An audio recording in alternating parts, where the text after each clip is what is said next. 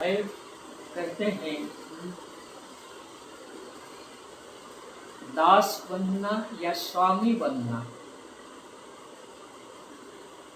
अपने हाथ में है और किसी के हाथ में नहीं है।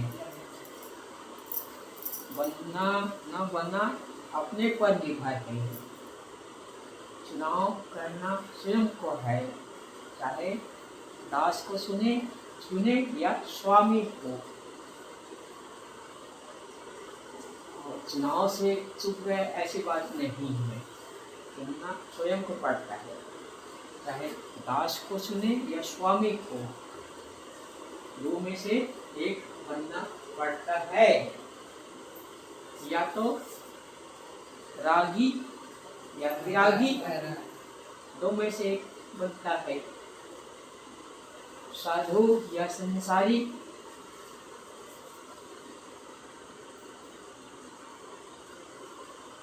ये दो में से बनता है। इसको साहेब कहते हैं संयम असंयम तुम्हें सब कही, पहला अशोक दूसरा शोक जिसे भूलो ना कही, पर मन प्रथम तुमको चुकावेगा अभी, तुम यदि अभी न समझोगे अभी न समझोगे अभी समझने का अवसर समय है। तो विषयों को छोड़कर अपने में स्वामित्व प्रतिष्ठित हो, राग को छोड़कर विराग में लगो, ये चुनना है।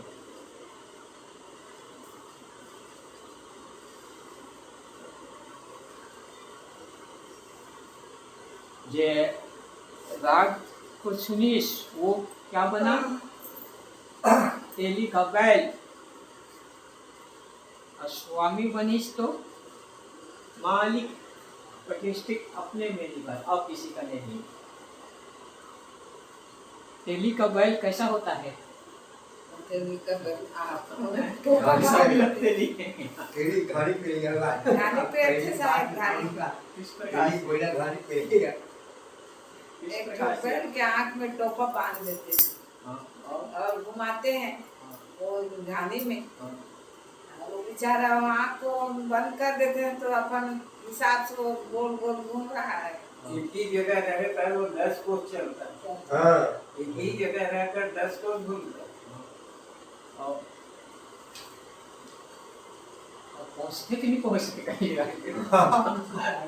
नहीं साहब गोल गोल घूमते तेल निकालते ना, कहाँ पहुँची वो वही करा रहती। जैसे तेली का बैल इसीलिए वो घुमा कोल्हू में बांध जोत देता है, नाक देता है, गोल घूमते रहते और कहीं पहुँचते जहाँ का तहाँ रहते। यही दशा आज आदमी के है, तेली के बैल की तरह। का के बिना ज्ञान के बिना, ज्ञान के बिना यानी खसम मालिक स्वामी के बिना, दास गुलाम दूसरों के गुलामी करना, यानी तेल के बैल के समान बनना अपने को। तेली के बैल बनना मतलब स्वयं स्वामी है, मालिक है, मन इंद्रियों के स्वामी है, दास बन गए दूसरों के, इंद्रियों के, भोगों के, राग की। ये कुल हो के तरफ तेली के बैल बनना है, डूबे रहना उसमें। वही कहा थे सदगुरु कबीर साहेब, शब्द 107, खसम बिनु तेली को बैल भयो, बैठक नाही साधु की संगत, नाधे जन्म गयो, वही वही मरु पशु निज स्वार्थ, यम को दंड सहयो, धन दारा सुत राज काज ही, माथे भार गयो, खसम छाड़ी विषय रंग राते, पाप के बीच बोयो, झूठी मूर्ति नर आस जीवन की, उन प्रेत को झूठ भयो, लख 84 जीव जंतु में, शायर जात बहो, कहीं कभी सुनो संतों, उन श्वास को पूंछ कहो। आदमी यही चाहता है कि कुत्ता का पूंछ पकड़ के भव सागर तैरना चाहते हैं। थोड़ा सा नाला में तैरना तो बहुत दूर की बात है, भव सागर समुद्र में आके पुरुष पकड़ती। यही मनुष्य की दशा है, यानी कर्म कांड के आधार से, पूजा पाठ बल से भव सागर तैरना चाहते हैं। यही कुत्ता का पूंछ पकड़ कर तैरना, अपने को स्वामी को छोड़कर दूसरों के दास बनाना, स्वयं मूर्ति गढ़ता है, बनाता है और उसी को परमात्मा मानता है, कल्याण करे, मक्खिल भगा नहीं सके, जड़ मुक्ति स्वयं का रक्षा नहीं सके तो दूसरों का क्या कल्याण करे। और आदमी कहीं चोरी करके ताला तोड़ कर ले जाए तो अपने रक्षा नहीं कर पाते, क्या रक्षा करे। यही को सदगुरु कबीर साहब कहते हैं, उन स्वान को पूंछ गए हो, यानी कुत्ते के पूंछ पकड़ कर भव सागर करना, धोखा अपने को देना, स्वयं धोखा खाना और दूसरों को धोखा देना। खसम यानी क्या होता है? हाँ, यानी सदगुरु कबीर साहब कहा थे, खसम बिनु तेली को बैल भयो, यानी खसम बिना तेली का बैल होना, बुद्धि बिना है बुद्धि। खसम यानी मालिक, स्वामी, स्वामीपन, अपना स्वरूप चेतन जीव, निजात स्वरूप चेतन एका बिना तेली के बैल होना है, यानी कि इंद्रिय शरीर मन के गुलाम में होना है।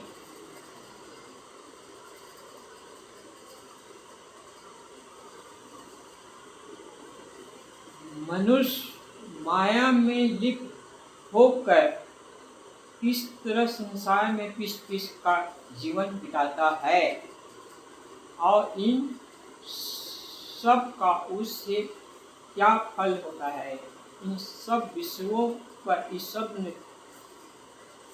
बड़ा सुंदर विवेचन हुआ। शब्द की पहली पंक्ति में सदगुरु कबीर साहब कहते हैं कि खसम बिनु तेली को बैल भयो।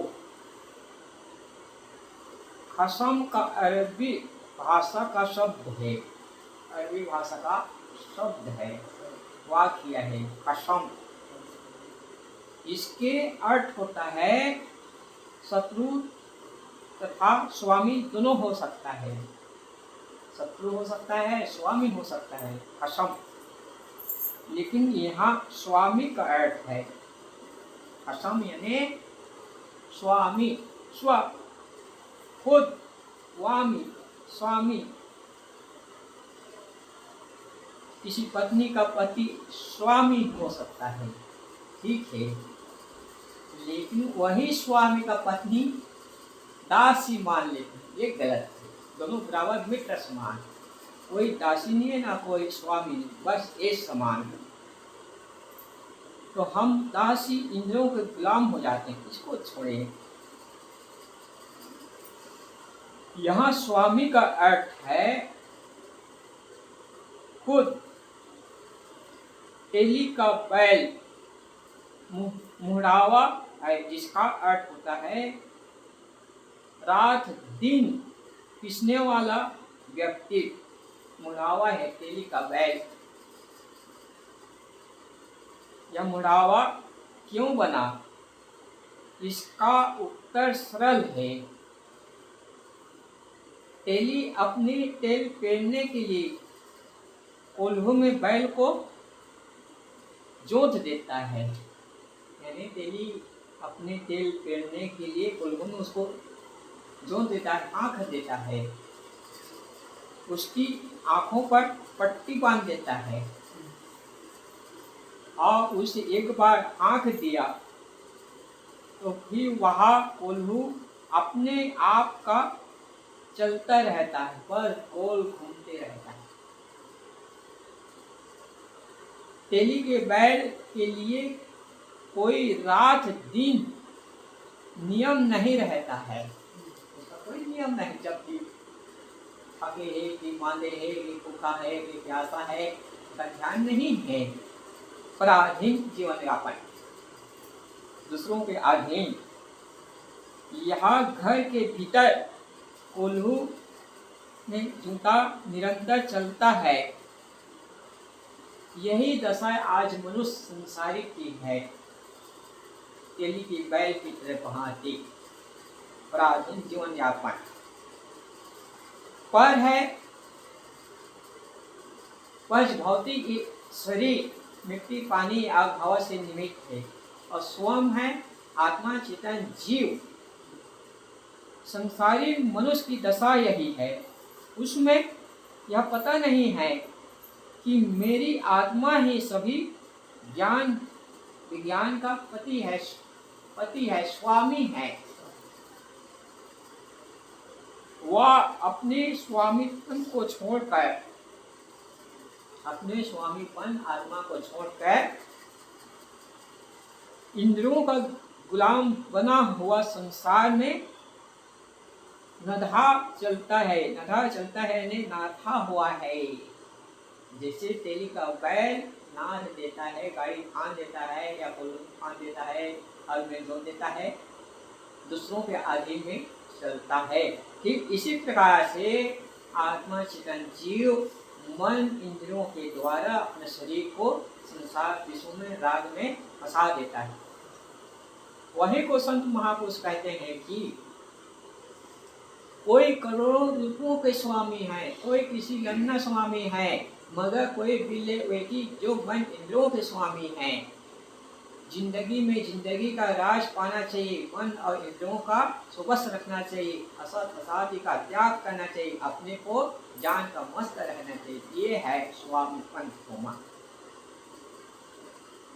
वह एक बार संसार में जुट जाता है और जीवन भर संसारिता में पिसता रहता है।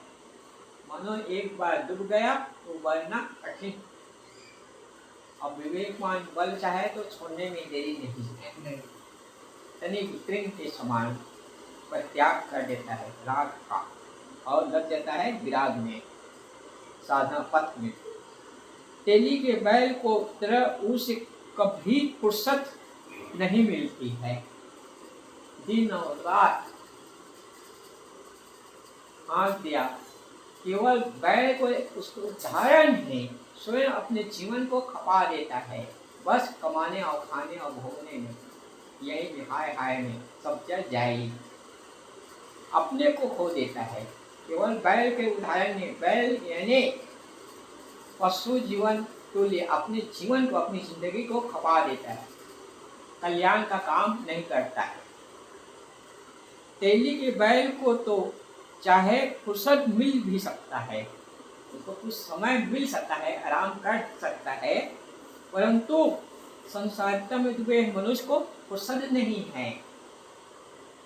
तो कहाँ फुर्सत है? कल वहाँ, परसों वहाँ, नरसों वहाँ, बस दौड़ रहे हैं, फुर्सत नहीं है। संस्कृत भाषा के अनुसार खसम, खाद और धन सम का अर्थ है, खा है आकाश तथा सम है सम्मान। अर्थ होता है खसम यथा आकाश के समान। खसम का अर्थ होता है आकाश के समान। आकाश के समान सब तरफ के भावों से रहित है। साहेब कहते हैं कि आकाश के समान निर्मलता है, साफ है, शुद्ध है, आकाश में कोई मिलाप दाग नहीं है। कि तुम तेली के बैल बन गए हो, जिसका मन आकाश के समान निर्मल है, संसारिता धन चक्र में क्यों पड़ेगा? अपने को क्यों खोएगा? संसारिता में आकाश के समान निर्मल मन आपका स्वरूप है, चेतन जीव है। जैसे कि इमली में काय रखे, पकड़ा थे, तो उसमें बीज रखे, बिल्कुल बिला दाग नहीं रहता है, साफ सुथरा। निकाल ले तो साफ रहता है। ठीक इसी प्रकार से इमली में से बीज को निकाल लेना, अपने को देह मन इंद्रियों में से संसार से ऊपर उठा लेना, यह है स्वामी इमली। या तो उदाहरण देते हैं, मूंज में से सीख निकाल लेना। मूंज घास की तरह से अलग से पकड़ देने से बिल्कुल अलग विलाग निकल जाता है। ठीक इसी प्रकार से स्वामीपन होना, ज्ञान वेग साधना में लगना, यानी दासों से राग से इंद्रियों से अपने को बचा लेना है, ये है स्वामीपन। यह तो और उदाहरण दिया जाता है नारियल का। कच्चा नारियल है, चिपका रहता है, फोड़ने से चाकू छीनी लहे से निकालना पड़ता है गिलास से। कहीं सावधानी न रहा तो फिर हाथ भी कटेगा रहता है चाकू छीनी से, बिल्कुल चिपके रहता है। एक गीला नारियल और सूखा नारियल बिल्कुल अलग रहता है, पानी नहीं रहता है, जैसे फोड़ो तो अलग निकल जाता है। ठीक इसी प्रकार से सूखा नारियल के समान अपने जीवन का यापन करो स्वामीपन, यानी मन और इंद्रियों में भटको मत, बस स्वामी बनो, यानी इंद्रियों को जीतो। वही सदगुरु कबीर साहब कहते हैं, खसम बिनु तेल को भैल भयो। खसम यानी अपने स्वामीपन, आत्मपन, आकाश निर्मल साफ के समान आत्मा है। यदि इसको न समझे तो फिर तेली के बैल की तरफ अपने को आंख देना है, जीवन को खो देना है, इसे सावधान है। आगे सदगुरु कबीर साहब जी गिनाते हैं, बैठक नाही साधु की संगत, नाधे जन्म गयो। नाधे जन्म यानी जूते हुए, जिस प्रकार से बैल गाड़ी में जूत दिया जाता है, हल में जूत दिया जाता है, कोल्हू में फान दिया जाता है, तो दूसरों के अधीन चलता है। ठीक इसी प्रकार इंद्रियों में गुलामी होने से अपने जीवन को खो दिया है, समाप्त कर दिया है अपने को। बैठक नहीं साधु की संगत, कभी बैठता नहीं साधु की संगत। साधु किसको कहते हैं? जो सत असत स्व पर इसका यथाबोध करे, सही पथ पर चले, साधना करे, अपने को विवेक की कसौटी में कसे कि सच क्या है असत क्या है, इसका निरापरक करे और सच को पर चले और असत का त्याग करे, ये है साधु। साधु की संगत, उनकी संगत बैठता नहीं, कभी समाधान ढूंढता नहीं, यानी पशु जीवन यापन बिताना है। जैसे तेली का बैल कोल्हू में नधा हुआ जीवन बिताता है, वैसे मनुष्य संसारी धंधे में जुटा रहता है, अपने को फुर्सत नहीं देता है। साधना कल्याण आत्मा वो स्वाध्याय में, स्व का अध्ययन करना स्वाध्याय है, चिंतन करना स्वाध्याय है, एकांत में बैठना स्वाध्याय है, स्वयं का अध्ययन करना। और इसके अलावा बस वस्तु केवल खाना पीना, जीवन बिताना, बाल बच्चे पैदा, पालन पोषण करना, वो तो कर्तव्य है ही, केवल पशु भी कर लेता है। हमारे अपनी जिंदगी को पशु के समान बिताना नहीं है। तो सदगुरु कबीर साहब कहते हैं, वैसे मनो संसारी धंधे में जुटा हुआ समय बिताता है, उसमें फुर्सत नहीं है कि कभी साधु संगत की संगत में बैठ जाए, कभी फुर्सत नहीं देता, समय नहीं लगाता है। जब तलक है जिंदगी फुर्सत न होगी काम से, उस समय ऐसा निकाल लो, प्रेम कर लो राम से, बस हाय हाय में अपने जीवन को बिता देता है, उस समय के लिए राम भजन में नहीं लगाता है।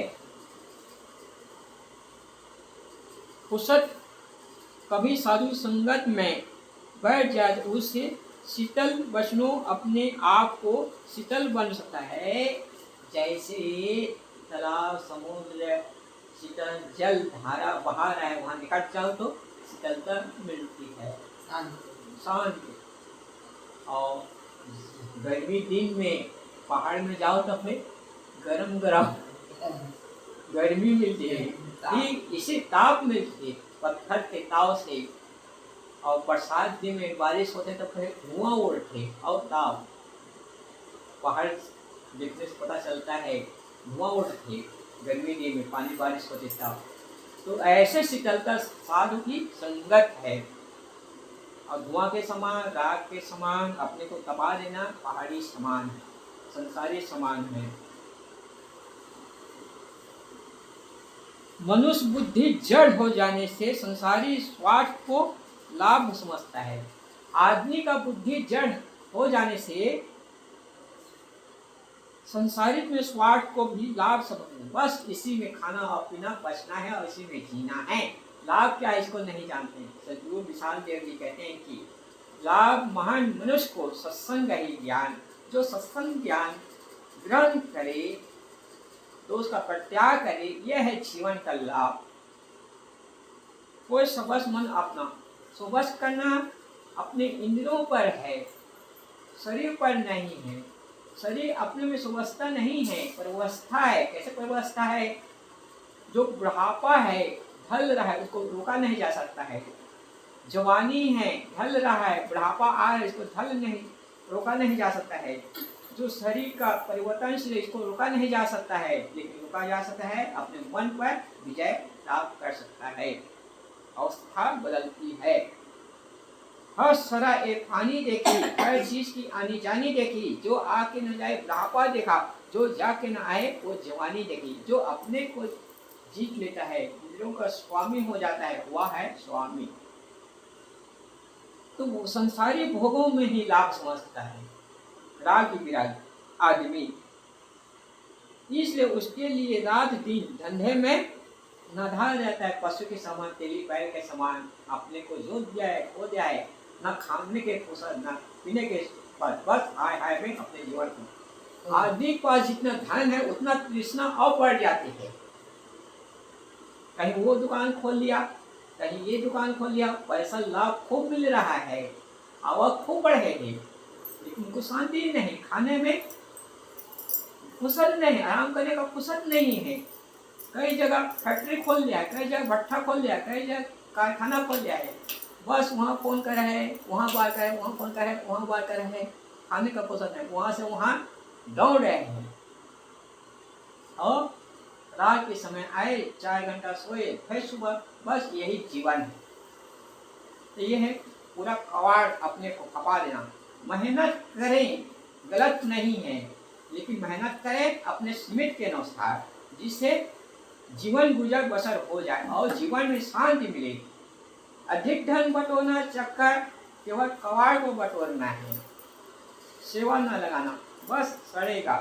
जैसे कि आपके पास कहीं अत्यंत धान है और ना खा रहे, ना दूसरों को खिला रहे हैं, तो होगा क्या? बस खून खाएगा, सड़ेगा, माफ होगा।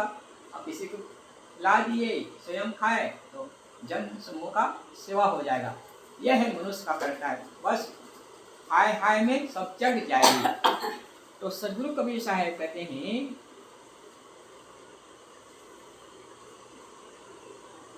कोल्हू के बैल की तरह अपने आप चलता है, तेली बैल कोई रात दिन का नियम नहीं रहता, वह घर के भीतर ही कोल्हू निरंतर चलता है। दूसरा पसंद आ गया ना? संगत के समय नहीं निकालता है।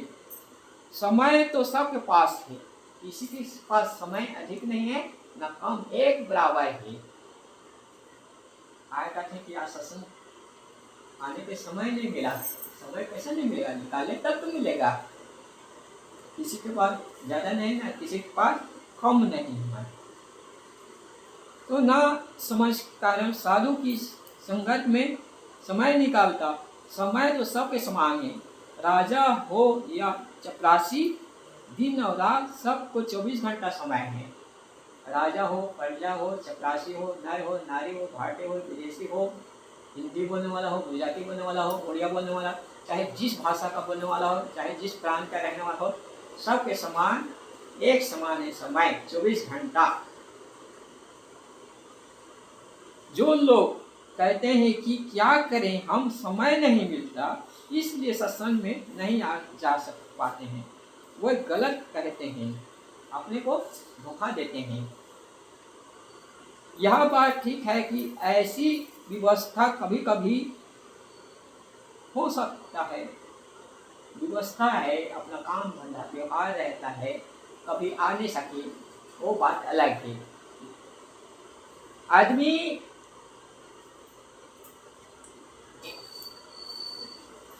सत्संग रोज जाना चाहिए, रोज नहीं मिले तो सप्ताह में नहीं मिले तो 15 दिन में, 15 दिन ना मिले तो है महीना में, और महीना में नहीं मिले तो 12 महीना में, और 12 महीना में ना मिले तो है बस शून्य में। अपने को खो देना है। साल भर में सत्संग समय न मिले तो अपने जीवन को पा देना है। तो सदगुरु जी कहते हैं कि जो लोग कहते हैं कि हम क्या करें, समय मिलता नहीं, गलत कहते हैं। यह बात ठीक है कि व्यवस्था कभी कभी आ सकती है, परंतु यदि बराबर यही मानता है कि क्या करें समय नहीं मिलता, तो वह धोखे में है, अपने को धोखा देना है। आदमी जितना चालाकी करता है अपने को धोखा देता है। हम अपने समय को कहाँ लगाना चाहते हैं, समय का ज्ञान होना चाहिए। समय बहुत कीमती है।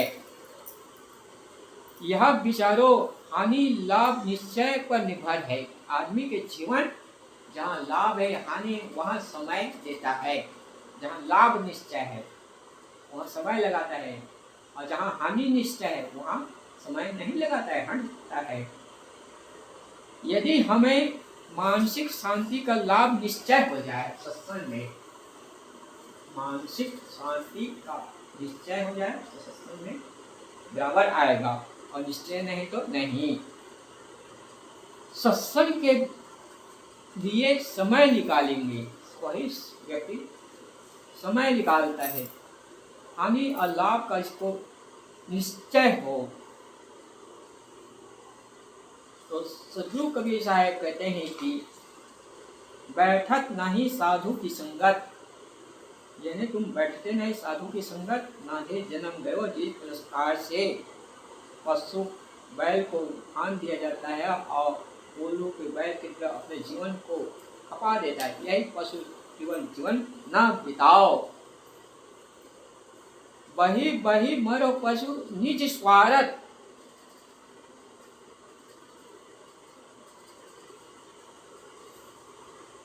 यम को दंड सहेवो।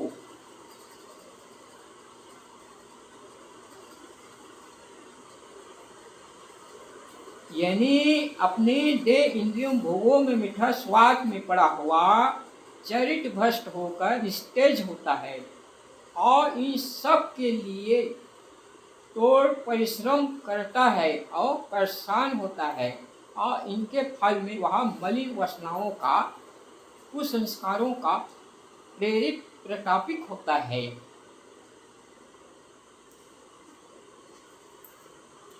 वही मरु पशु निज स्वार्थ, अपने स्वार्थ के लिए यम को दंड सहयोग, यम यानी वासना के लिए दंड में अपने को जीवन खपाना है, जिसको आगे सदगुरु व्याख्यात में बताते हैं कि रात दिन काम धंधे में लगे रहना, यही वह कर मरना है। आदमी अपने को आराम नहीं देता, फुर्सत नहीं देता है, रात दिन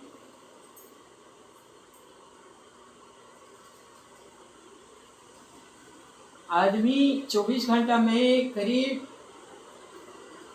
8 घंटा 10 घंटा कहीं काम करें और 4-6 घंटा आराम दे, तब शरीर का स्वास्थ्य ठीक रहेगा। आदमी इतना काम करता है दिन भर और रात भर, तो विश्राम कहाँ मिलेगी, मानसिक शांति कहाँ मिलेगी? तो धन आर्थिक कमाने का अवसर क्या है जब विश्राम नहीं है? तो फिर रात दिन काम धंधे में लगे रहना, यानी बह कर पड़ना है, अपने जीवन को खपा देना है। अथवा संसारिता में इतना डूब जाता है कि अपने नैतिक नियमों एवं मर्यादा न रह पाना, पढ़े पढ़े में बस भ्रष्ट होना, वह का मरना। अपना नैतिक है, नियम है, पालन है, मर्यादित है, इसको खो देना ही अपने को धोखा देना है और मारना है। जीवन में संयम और चरित्र का सब कुछ है। जीवन में संयम और चरित्र, साहेब कहते हैं कि संयम असंयम तुम्हें सब कहे, पहला अशुभ दूसरा शुभ, इसे भूलो ना कहे, पर मन प्रथम तुमको झुकाएगा अभी, तुम यदि अभी न समझोगे तो फिर न समझोगे कभी। संयम ही लाभ है। चरित्र, धन खोया तो क्या हुआ? धन खोया तो क्या हुआ? कुछ नहीं खोया। धन खोया तो क्या हुआ? कुछ नहीं खोया। धन फिर पुनः प्राप्त हो जाएगा काम करके। व्यवहार में धन खोया तो कुछ नहीं खोया, फिर पैदा हो जाएगा ना। ये साल फसल किसानी डूब जाए तो कुछ नहीं खोया, किसानी फिर आगे मिल जाएगा किसी रूप में। धारा अलग है। मानते आपके पास किसानी पूरा डूब जाए तो सरकार की ओर से चावल मिल जाएगा, हर महीना खाने को मिल जाएगा। धन खोया तो कुछ नहीं खोया, सब कुछ मिल जाएगा। लेकिन जीवन में स्वास्थ्य खोया तो जीवन में स्वास्थ्य कुछ खोया तो स्वास्थ्य खोया तो कुछ खोया, यानी शरीर का नुकसान हुआ। वही साहेब है, धन खोया तो कुछ नहीं खोया, स्वास्थ्य खोया तो कुछ खोया, यानी कुछ अंश खोया, गायब हुआ। फिर सुधर सकता है शरीर अवस्था में है, स्वास्थ्य बिगड़ गए है, रोग लग गया है तो इलाज चिकित्सा के द्वारा ठीक हो सकता है। यदि जीवन में चरित्र खोया तो सब कुछ खोया, वो पुनः लौटने वाला नहीं है। वही साहेब कहते हैं, धन खोया तो कुछ नहीं खोया, स्वास्थ्य खोया तो कुछ खोया, यदि चरित्र खोया तो सब कुछ खोया। चरित्र का निर्माण, चरित्र सुधारें। वही कहते चरित्र सब कुछ है, वह मूल है। चरित्र जो विश्व में अधिक डूबा जाता है उसका यह सब कुछ खो जाता है। यही उसका बह कर मरना है। पशु निज स्वार्थ, पशु ने अपनी इंद्रियों के भोगों में स्वार्थ में डूब कर रात दिन तोड़ मेहनत करना तथा परेशान होना बचना है। किसी दिशा में अटूट परिश्रम करना उन दिशा में उन्नति का साधन है। कठोर परिश्रम करना किसी दिशा में कठोर परिश्रम करना एक साधन है, किंतु विश्व में तृष्णा में पड़कर रात दिन दुनियादारी में पड़े रहना नाधे आत्म शांति के लिए ठीक नहीं है। यानी किसी विश्व में पड़े रहना आत्म शांति नहीं है, ये ठीक नहीं है। भौतिक उन्नति के लिए श्रम करना चाहिए, भौतिक उपलब्धि के लिए कुछ परिश्रम करना चाहिए, व्यवहारिक छोड़ा नहीं जा सकता है। केवल गेहूं से भूख मिट सकती नहीं, गुलाब पर नजर टिक सकती नहीं है। दोनों की जरूरत इंसान के लिए, एक चक्कर से गाड़ी चल सकती नहीं। इसलिए भौतिक उन्नति के साथ साथ आध्यात्मिक उन्नति करें, आध्यात्मिक आत्म संबंधी ये समय अपने को लगाना है। तो आत्म शांति के लिए ठीक समय लगाएं। भौतिक उन्नति के लिए श्रम करना चाहिए, यह ठीक है, परंतु आत्म शांति के लिए दूसरी दिशा समय निकालना चाहिए। आत्म शांति के लिए अध्ययन चिंतन मनन करना चाहिए। आदमी केवल भौतिक पदार्थों का बंडल नहीं, उसकी इस भौतिक देह भीतर चेतन आत्मा है जो उसका सार स्वरूप है, चेतन अविनाशी है। शरीर के लिए भौतिक पदार्थ चाहिए, शरीर के लिए भौतिक पदार्थ चाहिए, सुरक्षा के लिए तन ढकने के कपड़ा चाहिए, खाने के लिए रोटी चाहिए और रहने के जगह चाहिए। किंतु आत्मा के लिए शांति चाहिए। आत्मा तथा आत्म शांति की अवहेलना कर केवल भोगों और दुनियादारी में डूबा आदमी अनेक मलिन वासनाओं में एवं कुसंस्कारों में आबद्ध हो जाता है। ये मलिन वासनाएं एवं कुसंस्कार यम बन जाना है।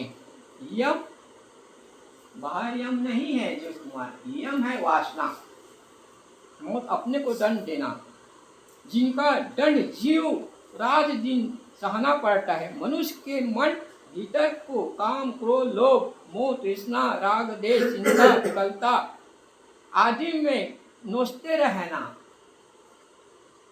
आदमी एक बार मच्छर, मक्खी, किसान मन खेत में जा रहे थे, बड़े बड़े मक्खी मन भैंसा या जानवर या आदमी काटता है तो कैसे उछाल मारता है, पीड़ित रहता है। तो ये है मक्खी के समान, मच्छर के समान आदमी को नोचना। काम, क्रोध, लोभ, मोह, भय, तृष्णा, चिंता, विकलता, ये है नोच रहे हैं, विकलता। यही यम है आदमी का शत्रु, और कोई बाहर शत्रु नहीं। अपने मन को न संभालना ये शत्रु है। तो जो हर संसारी जीव रात दिन सहता है। तो सदगुरु कहते हैं कि वही वही मर पशु निष्पारत यम को दंड सहयोग। यम को दंड सहयोग यानी 3 पंक्ति का चला। सब खसम बिनु तेल को बैल भयवो, बैठत नहीं साधु की संगत नाधे जन्म गयो। वही वही मर पशु निष्पारत यम को दंड सहयोग। बस इन्हीं सब के साथ अपनी वाणी को विश्राम देते हैं।